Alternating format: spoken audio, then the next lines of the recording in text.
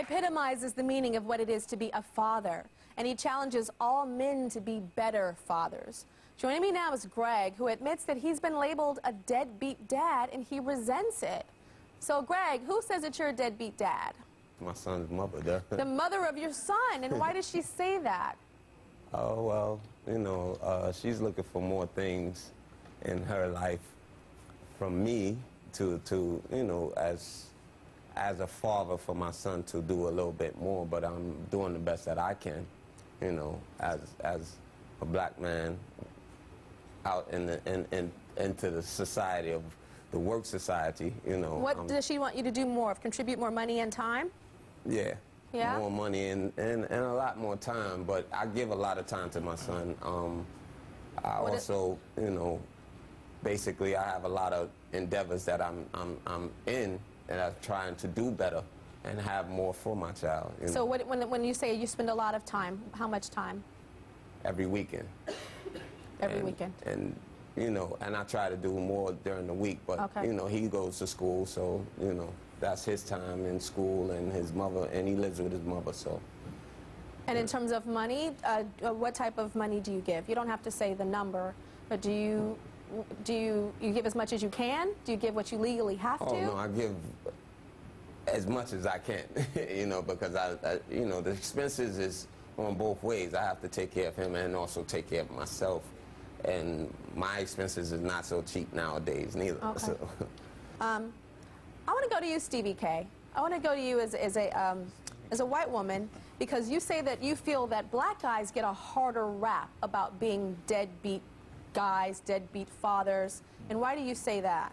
Well, I just think that the labels distributed, I guess, unequally, because my brother is 27, and he has a daughter who's 3, almost 4 years old this summer, and he hasn't been around. He's been in and out of prison, and he's not labeled a deadbeat dad, but put a scenario with a black man, and it's automatic. I think the attention for negativity targets more towards the black community than does the white community. And I know a personal friend, actually, who is playing at a top D1 college for football and turned down his scholarship to be around his son.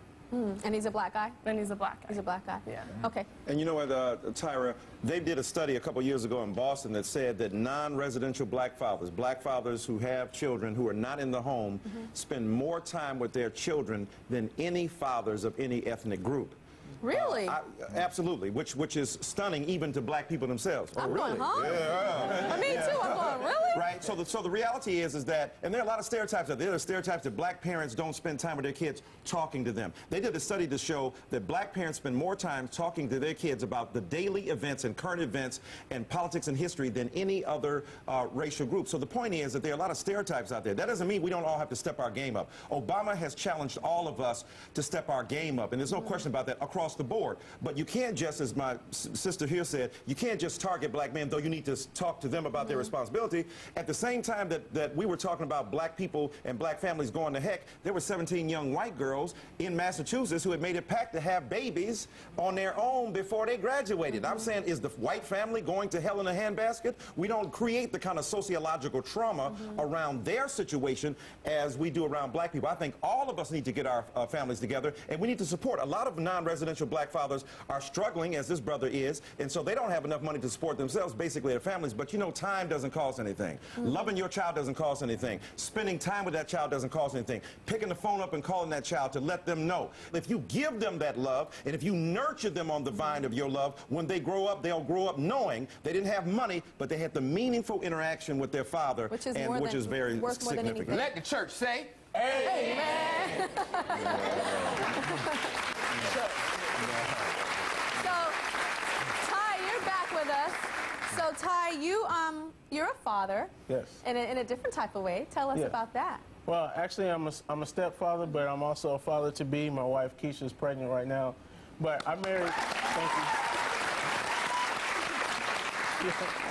But when we got married, or while we were dating, I mean, she already had a daughter. But I looked at that as something that I was going to have to work hard at, because I realized that even though she did have a father, that what she would perceive as men, she would learn from the men that were around her.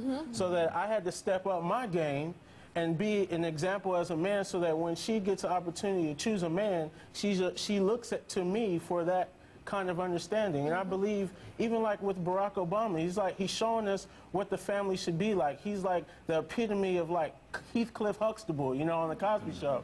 He's the reality of that, because like the Cosby Show was lights, camera, action, but like he's like the real living proof that black men can step up, be fathers in the family, and change our future.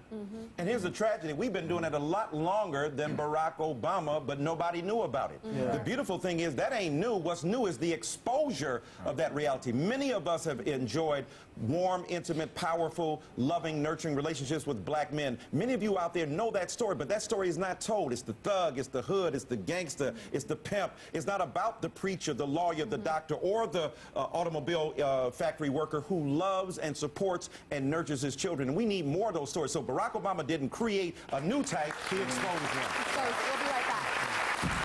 I want to know what you think. Do you think that the perception of the black man in our society will change now that Barack Obama is president of the United States? Go to TyraShow.com to take our poll, and I want you to sound off about today's show, too. Because I know we didn't get to everything dealing with the black man, so I want to know what you're interested in to see, and maybe we can do another show.